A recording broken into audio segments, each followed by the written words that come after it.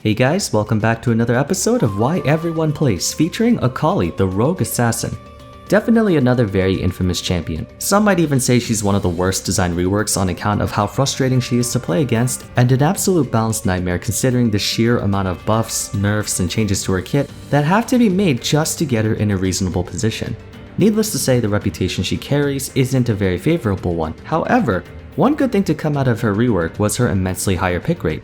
Akali used to be a pretty obscure champion that would have found a nice home in Why No One Plays instead of Why Everyone Plays, but ever since her rework, she's pulled a complete 180, consistently reaching double digits through massive spikes, usually coinciding with patches in which she gets buffed. So being a rework champion, I want to quickly talk about old Akali and why no one played her back then, versus current Akali and why everyone plays her now.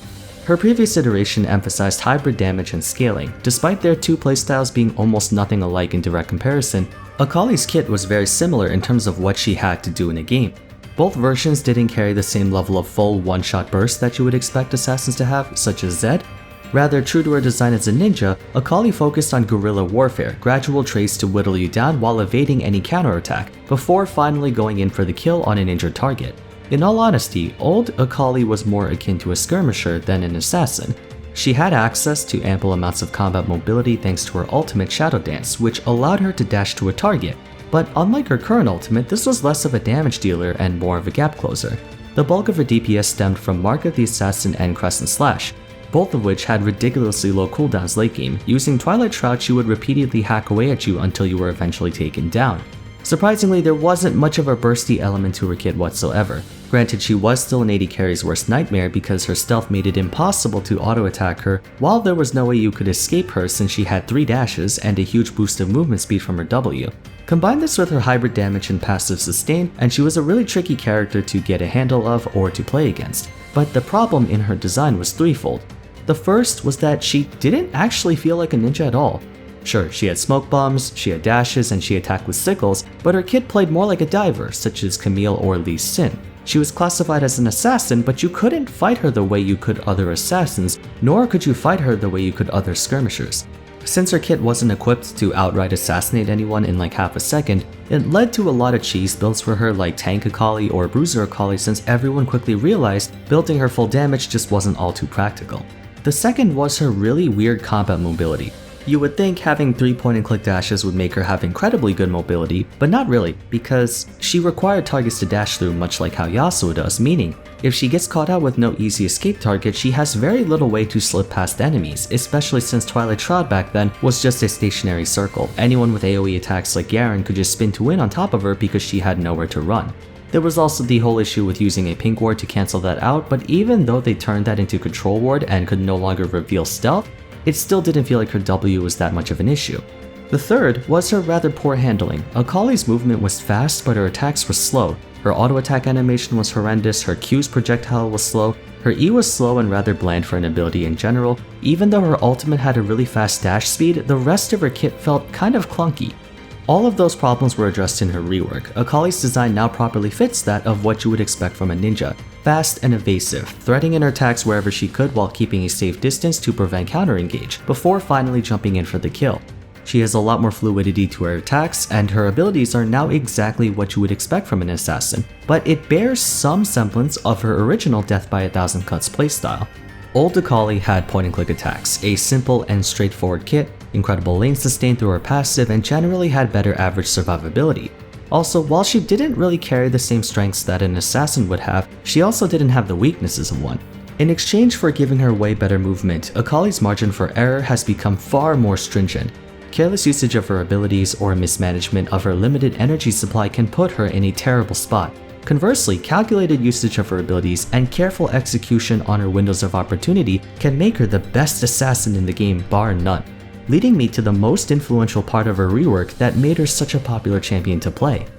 More than Evelynn, more than Kha'Zix, more than Katarina, more than Qiyana, more than Shaco, more than Talon, more than Zed, Akali has the steepest learning curve of any assassin and is likely in the top 10 hardest champions to master. The amount of time and effort you need to spend on this champion is equal to that of other super difficult ones, such as Kalista and Azir. But unlike those two, there's an actual satisfying return on investment because this champion can pretty much 1v9 games. In Why No One Plays, I often bring up the claim that players don't like putting in effort when they don't have to, but that's usually because the experience required on that champion is not worth what you get in return. After all, you could spend hundreds of hours and hundreds of games on Callista, Azir, Gangplank, Aurelion Sol, and Ryze, and still be completely useless purely because of the champion's own faults.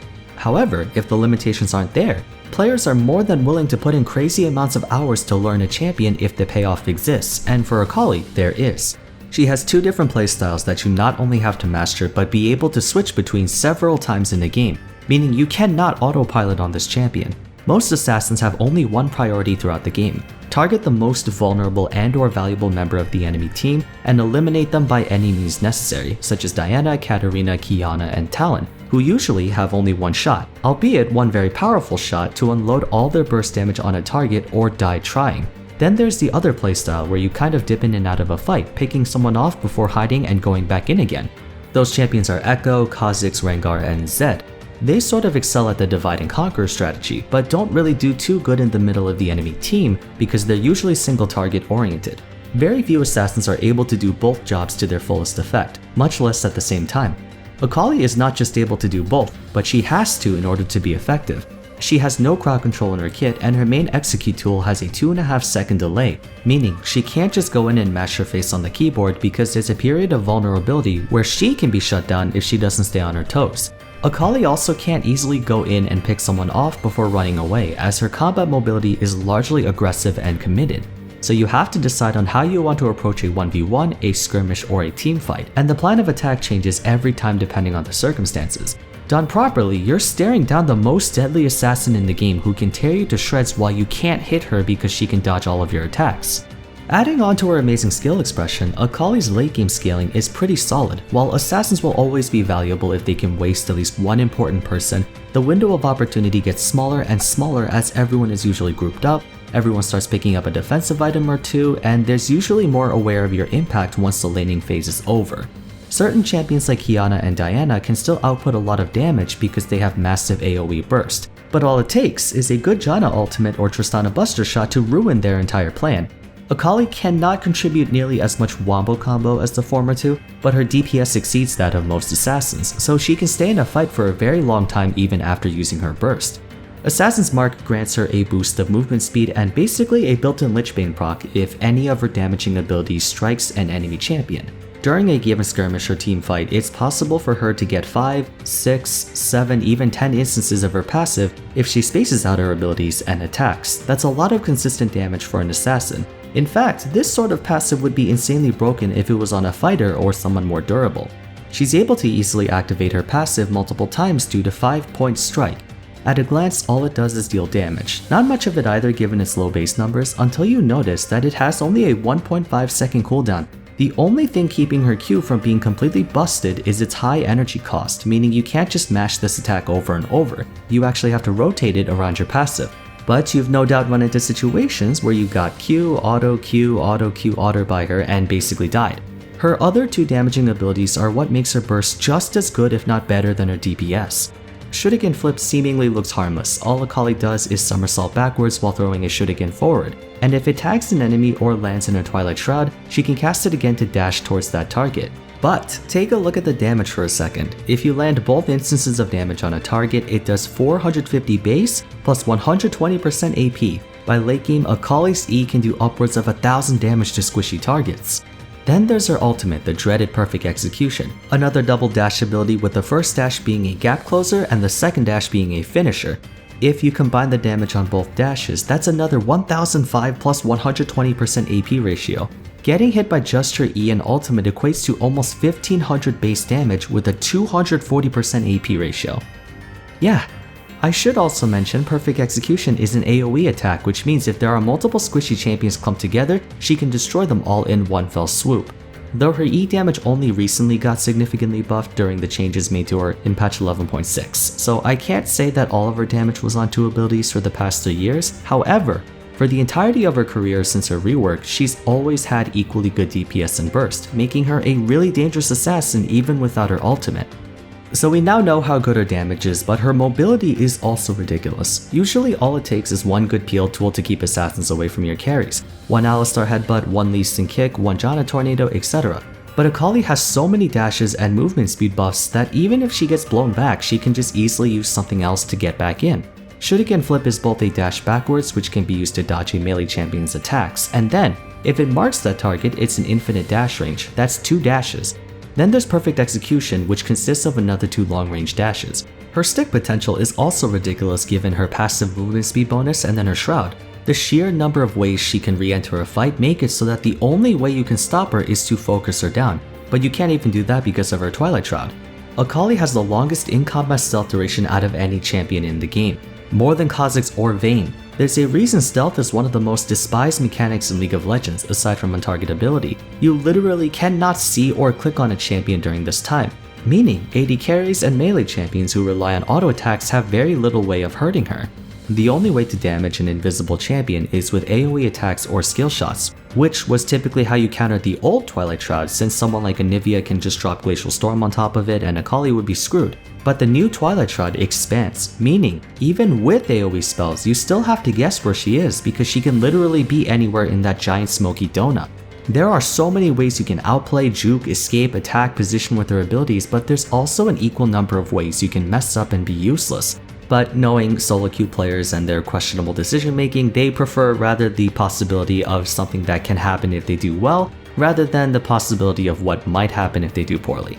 A common trait you see in champions with very high pick rates is how well they can circumvent their own potential shortcomings through skill expression. For example, Kha'Zix and Akali are both really popular because they're assassins but have ways to mask their weaknesses as an assassin. Yasuo and Yone are super popular because they're skirmishers but have ways to cover their weaknesses as skirmishers. Renekton and Darius are both giant raid bosses but have ways to work around their inherent limitations. Maybe not through mechanics necessarily, but through game knowledge and how well they know their advantages. Is it fair? No, not really. Champions who have quote-unquote no counterplay are obviously not the most fun to deal with, but then again, most super popular champions are not exactly fair. Let's be real, people don't play champions because they're fair, they play because they want to win. Akali is one of the most despised champions in the game because of how slippery she is, and how she could do crazy amounts of damage if you let your guard down for even a second. But all the same, if you're a person who enjoys playing assassins, I cannot think of a better champion to pick up than her. Practically speaking, Akali is one of the best assassins to main if you're actually trying to improve, because as I mentioned before, you literally cannot autopilot on this champion or else you pretty much lose. She is the hardest assassin in the game to master by leaps and bounds, yet despite hating her as a top main myself, I do respect the amount of effort people put in to actually play her well.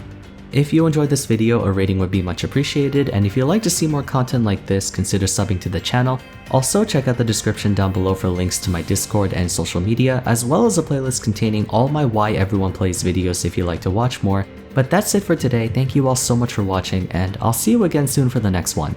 Take care.